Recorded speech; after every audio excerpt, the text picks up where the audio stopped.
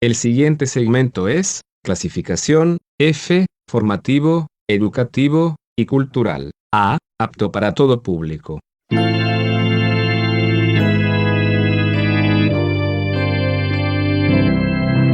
Bienvenido a Hora de Estudio Bíblico con nuestro maestro el Dr. Lehman Strauss. Este estudio es el resultado del tiempo personal con el Señor, el ministerio pastoral y la experiencia en conferencias bíblicas del Dr. Lehman Strauss. Él nos instruye y alienta con la enseñanza de la palabra de Dios. Ahora, el Dr. Strauss. Hoy continuaremos con nuestro estudio sobre profecías bíblicas, siendo este el último estudio respecto al trato de Dios con los judíos. El próximo programa estaremos considerando otro aspecto del regreso del Señor Jesucristo. Vamos a analizar la palabra Maranata en el próximo programa, que figura en 1 Corintios capítulo 16 y versículo 22. Pero hoy vamos a concluir la serie sobre los judíos en relación a la tierra prometida. Los cristianos que estudian la palabra de Dios no pueden dejar de lado el hecho de que hay esperanza para Israel, que Dios tratará con la nación no solo en relación con la tierra, sino también en el aspecto espiritual. Pues en Romanos capítulo 11, versículo 1 leemos del apóstol Pablo que hace esta pregunta: ¿ha desechado Dios a su pueblo? Obviamente aquí no se refiere a la iglesia, sino a los judíos, y él responde a su propia pregunta con las palabras «en ninguna manera». Que nunca se diga que Dios ha terminado con los judíos. Hay una esperanza para la nación de Israel. No existe ninguna garantía que sostenga la conclusión falsa de que la falta de fe y rechazo de Israel signifique que Dios ha terminado su trato con este pueblo. En la presente dispensación, Él trata individualmente con los judíos de la misma manera en que lo hace con las demás personas. Las palabras de Pablo, en ninguna manera, presentan una verdadera conclusión basada en las promesas de Dios y su propia experiencia personal, la de Pablo en su conversión. Pablo era israelita. Él no podía creer que Dios había desechado a su pueblo. No, sino que su propia conversión a Jesucristo era una prueba de que Dios no había desechado a la nación. Pablo es un cuadro de lo que Dios aún hará por Israel como nación. El apóstol testificó tiempo después que la gracia de Dios manifestada en su salvación era un ejemplo para aquellos que iban a creer en el Señor para la vida eterna. Lo leemos en 1 Timoteo 1:16. Pablo era un cuadro de Israel que se volvería a Dios a través de Jesucristo cuando el Señor regrese. Y luego Pablo añade esto en Romanos 11:25. Ha acontecido a Israel endurecimiento en parte, hasta que haya entrado la plenitud de los gentiles. La palabra hasta en esta frase, en este versículo, es muy importante porque está usada en relación a Israel. Al profeta Isaías se le concedió ver el endurecimiento de Israel cuando Dios le ordenó que cerrara sus ojos para que no pudieran ver, allí en Isaías 6, versículo 10. Así podemos ver que el endurecimiento de Israel era una medida de castigo que Dios mismo llevaría a cabo. Luego el profeta Isaías preguntó allí en Isaías 6, 11 y 12, ¿hasta cuándo, Señor? Y Dios le respondió, hasta que las ciudades estén asoladas y sin morador, y no haya hombre en las casas, y la tierra esté hecha un desierto, hasta que Jehová haya echado lejos a los hombres y multiplicado los lugares abandonados en medio de la tierra. Ya hemos visto anteriormente acerca de las ciudades asoladas, las casas deshabitadas y el exilio del pueblo de Israel. Pero esta palabra hasta se refiere al fin de la tribulación, cuando Cristo regrese e Israel le reconozca como su Mesías. El apartarse del Señor ha resultado para Israel en castigo, pero ahora la esperanza está más cercana. La palabra hasta en Romanos 9 ha puesto un límite en el rechazo de la nación de Israel. Nuestro Señor Jesucristo se refirió al rechazo temporal de Israel cuando dijo en Mateo 23, versículos 37 al 39, Jerusalén, Jerusalén, que matas a los profetas y apedreas a los que te son enviados. ¿Cuántas veces quise juntar a tus hijos como la gallina junta a sus polluelos bajo sus alas y no quisiste? He aquí vuestra casa os es dejada desierta, porque os digo que desde ahora no me veréis hasta que, preste atención, hasta que digáis bendito el que viene en el nombre del Señor. Aquí el Señor se refiere a la desolación de la casa de Israel como una desolación temporal. Cuando Cristo vino la primera vez, ellos gritaron allí en Jerusalén, crucifícale, crucifícale. Este rechazo a nuestro Señor continuará hasta cuando Él venga de nuevo e Israel diga, bendito el que viene. Porque cuando ellos le rechazaron, lo hicieron por un tiempo limitado. Ellos no le verán de nuevo hasta el término de la gran tribulación, cuando estén listos para proclamarlo como su rey. En otro pasaje nuestro Señor utilizó la palabra hasta como una luz que brilla en la oscuridad. Refiriéndose a Israel, dijo en Lucas 21:24, caerán a filo de espada y serán llevados cautivos a todas las naciones, y Jerusalén será hollada por los gentiles hasta que, fíjese, hasta que los tiempos de los gentiles se cumplan. El reinado de los israelitas en la tierra concluyó en aquel tiempo con la cautividad en Babilonia en el año 586 a.C. y desde entonces nunca hubo un rey judío en el trono. Sin embargo, el dominio del mundo gentil sobre Israel y Jerusalén llegará a su fin. ¿Cuándo? Cuando la roca de la profecía de Daniel capítulo 2, en su venida destruya a las naciones gentiles y Cristo se siente en el trono de David.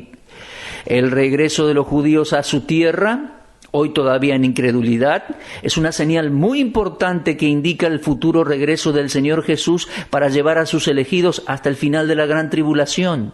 Aquí en Romanos 11:25 se nos dice que el endurecimiento de Israel es en parte y es temporal, solo hasta que venga la plenitud del tiempo de los gentiles. La dispensación gentil seguirá su curso y luego vendrá la salvación de Israel como nación. Cuando la plenitud de las bendiciones espirituales sea una realidad para los gentiles, es decir, cuando las naciones hayan escuchado el Evangelio de Cristo, luego Dios tratará con gracia a Israel una vez más. Ahora, ¿qué sucederá con la tierra de Israel? Mucha gente se hace esta pregunta. Aproximadamente 2000 años antes del nacimiento de Cristo, Dios llamó a Abraham y le ordenó que dejara su tierra y su parentela allá la tierra de Ur de los Caldeos. El llamado a Abraham era para dejar su tierra e ir a otra, una tierra nueva y que él no conocía. Era desconocida para Abraham, pero conocida para Dios. Debemos decir que acompañando a aquel llamado había un pacto en el cual Dios prometió incondicionalmente a la simiente física de Abraham la tierra específica. En otras palabras, los descendientes de Abraham, a través de Isaac, Jacob y las 12 tribus de Israel, heredarían la tierra de Canaán. Que la simiente de Abraham iba a ser los descendientes de los patriarcas, su posteridad física, no hay dudas. El Señor le había dicho a Abraham que su simiente sería tan grande en número como las estrellas del cielo. Eso está en Génesis 15:5. Y que serían tan numerosos como la arena del mar. Lo podemos leer en Génesis 22:17. Dios le había dicho a Abraham en Génesis 17:7 y 8, estableceré mi pacto entre mí y ti y tu descendencia después de ti, en sus generaciones, por pacto perpetuo para ser tu Dios y el de tu descendencia después de ti. Y te daré a ti y a tu descendencia después de ti la tierra en que moras, toda la tierra de Canaán en heredad perpetua, y seré el Dios de ellos. Es bastante claro que la descendencia de Abraham heredaría una tierra específica. Están aquellos que sostienen una interpretación amilenialista, es decir, sin milenio. Rechazan la idea de un período literal de 1000 años, ya sea antes o después del regreso de Cristo. La rechazan. El amilenialista difiere ampliamente del premilenialista en su comprensión de la Biblia, en su comprensión de la ley de la gracia, como así también en su concepción respecto a Israel y a la Iglesia. Un famoso teólogo amilenialista ha escrito un libro titulado La simiente de Abraham. Sacó este título de aquellas promesas que Dios hizo a Abraham. De esta manera el escritor intentó probar que la descendencia de Abraham es ahora la iglesia cristiana visible y que Dios nunca dio ningún privilegio a ningún pueblo terrenal. Él intentó demostrar que Dios terminó su relación con los judíos a menos que ellos obedezcan el Evangelio, y de esta manera no habría profecías por cumplirse en conexión con Israel como nación para el futuro. Tal punto de vista deja de lado cualquier restauración futura de la nación de Israel en su tierra, como así también cualquier diferencia entre Israel y la Iglesia. Pero nosotros, los premilenialistas, creemos que es perfectamente apropiado hablar de creyentes judíos y creyentes gentiles, como la descendencia espiritual de Abraham. Voy a ampliar un poco esto. Cualquiera que haya nacido de nuevo en este presente tiempo de la gracia es descendiente espiritual de Abraham. Esta designación es enseñada en el Nuevo Testamento en Gálatas 3:29. Allí leemos: y si vosotros sois de Cristo, ciertamente linaje de Abraham sois y herederos según la promesa. Es que cuando Abraham creyó a Dios, su fe le fue contada por justicia. Y también nosotros, cuando creemos en Dios, nuestra fe es contada por justicia. En este sentido, cada creyente verdadero hoy en día forma parte de la descendencia espiritual de Abraham. Pero amigos, Pablo estaba tratando de enseñar la diferencia entre la ley y la gracia allí en Gálatas, demostrando que Abraham recibió la promesa por gracia a través de la fe, antes de que la circuncisión fuera instituida. De la misma manera nosotros somos salvos por gracia a través de la fe. En ese sentido espiritual, todos los verdaderos cristianos somos descendientes espirituales de Abraham, pero de ninguna manera esto puede ser entendido como una alegoría de la promesa de Dios hecha a Abraham, Isaac y Jacob. La descendencia terrenal de Abraham es la nación de Israel, los descendientes de las 12 tribus de Israel. Esta nación heredará la tierra prometida, la que Dios prometió a la descendencia física de Abraham, los judíos. Ahora, hay judíos no creyentes que son descendientes naturales de Abraham y estos deben distinguirse de los judíos creyentes y los gentiles creyentes, los cuales son la descendencia espiritual de Abraham. Déjeme enfatizarle que la palabra Israel se refiere solamente a la descendencia natural de Jacob, el cual era nieto de Abraham.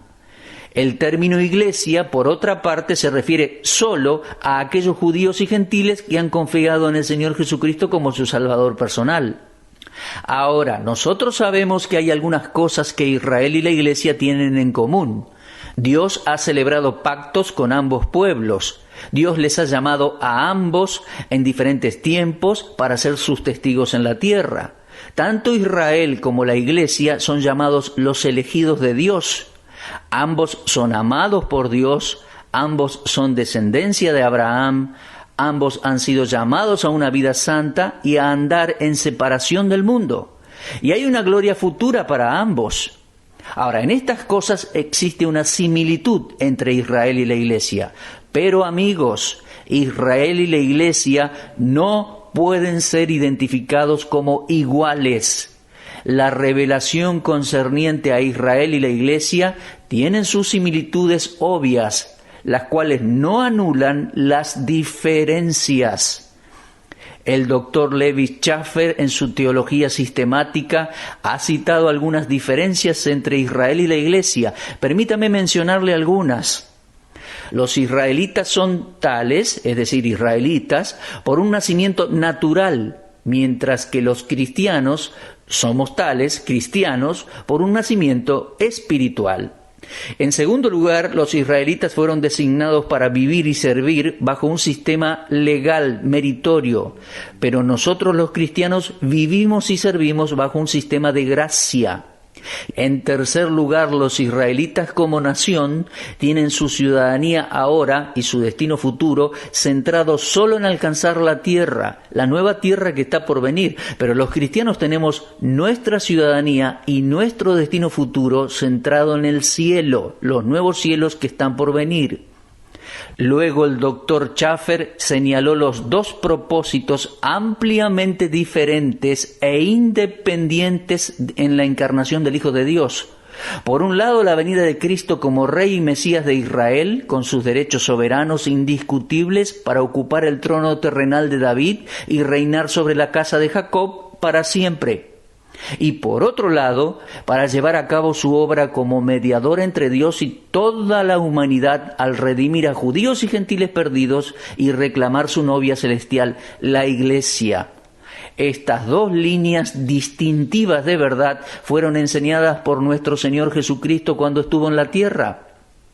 Cuando Cristo se presentó a sí mismo como el Mesías de Israel, dijo esto en Mateo 15:24, «No soy enviado sino a las ovejas perdidas de la casa de Israel».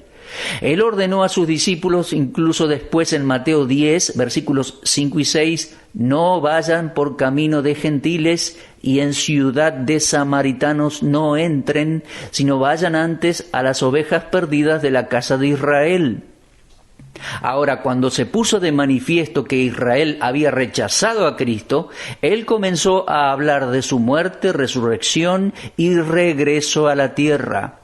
Él envió entonces a sus discípulos a predicar el Evangelio a toda criatura y a todas las naciones. Lo leemos en Mateo 28, 19 y 20 y Marcos 16, 15. Durante la presente dispensación de la Iglesia, el Evangelio es predicado y los judíos y gentiles que creen son salvos, son salvados. En este tiempo, los judíos como nación no tienen una relación especial con el Señor Jesucristo resucitado. Los judíos inconversos están perdidos tal como lo están los gentiles inconversos. Sin embargo, hay una recuperación futura de la nación de Israel y una restauración en su tierra cuando Cristo regrese personalmente. David predijo que el Mesías no solo moriría, sino que resucitaría de los muertos para sentarse en el trono de David. Podemos leer en Salmos 16, 10 y compararlo con Hechos 2, 25 al 31 y ver cómo estos dos hechos resaltan. Dos grandes eventos marcarían el final de la presente era, y ellos son el día de Cristo, cuando Él se reúna con la Iglesia antes de la tribulación, y el día del Señor, cuando venga la tribulación y luego Cristo regrese e Israel sea reunido y juzgado para entrar en el cumplimiento de los pactos terrenales que Dios hizo con Abraham, Isaac, Jacob y David. La Iglesia será llevada al cielo por el Señor, pero la descendencia física de Abraham entrará en la tierra prometida. Oh, no fallemos en discernir entre los propósitos terrenales de Dios para con Israel y sus propósitos celestiales para con la Iglesia. En el capítulo final de la profecía de Amós se menciona la restauración final de Israel. Es muy claro allí. En Amós 9, 14 y 15 el Señor dijo: «Y traeré del cautiverio a mi pueblo Israel, y edificarán ellos las ciudades asoladas, y las habitarán, plantarán viñas, y beberán el vino de ellas, y harán huertos, y comerán el fruto de ellos, pues los plantaré sobre su tierra», y escuche esto, «y nunca más serán arrancados de su tierra que yo les di, ha dicho Jehová Dios tuyo». Esta profecía habla a las claras de una restauración final de Israel en la tierra prometida por Dios. Restauración que no será seguida de otra dispersión, porque dice, nunca más serán arrancados de su tierra que yo les di. Ellos habitarán en la tierra para siempre. Por allí alguien dijo que esta profecía se cumplió cuando 40.000 judíos regresaron de la cautividad allí de Babilonia en los tiempos de Zorobabel y luego Esdras y Nehemías. Pero tal interpretación no es correcta, porque hubieron sucesivas dispersiones y persecuciones, especialmente durante el gobierno romano, cuando Jerusalén y el templo fueron destruidas por Tito y el pueblo fue dispersado por todo el imperio romano. Aquella obra cruel de Tito fue uno de los más severos juicios y eventos sangrientos que el mundo haya presenciado. Ahora bien, durante los últimos 19 siglos pasados, los descendientes de Abraham han sido judíos nómadas, es decir, dispersos por todo el mundo. Por favor, lea todo el capítulo 9 de la profecía de Amós y usted verá allí dos divisiones: la destrucción del templo y luego la final restauración de Israel a su tierra. El primer tema es pasado, mientras que el segundo es aún futuro. Es decir, el templo ya ha sido destruido, pero la nación todavía no ha sido completamente restaurada en su tierra. Y amigos, Dios no va a fallar en cumplir sus promesas a Abraham y a su descendencia. Cuando la triste dispersión de los judíos haya concluido, el tabernáculo de David será construido nuevamente y la dinastía davídica será restaurada. Esta remarcable profecía de Amós capítulo 9 puede ser resumida en la siguiente manera. En primer lugar, la restauración del trono de David en el versículo 11. Segundo, la supremacía de Israel sobre las otras naciones de la tierra. Esto leemos en Amós 9:12. Tercero, la plenitud de las cosechas que tendrán en la tierra. Lo podemos leer en Amós 9:13. Y cuarto, la reconstrucción de las ciudades y el establecimiento permanente de Israel en la tierra. Déjeme decirle que un cierto número de eventos en estos años pasados en Israel parecen acercar el cumplimiento de la profecía.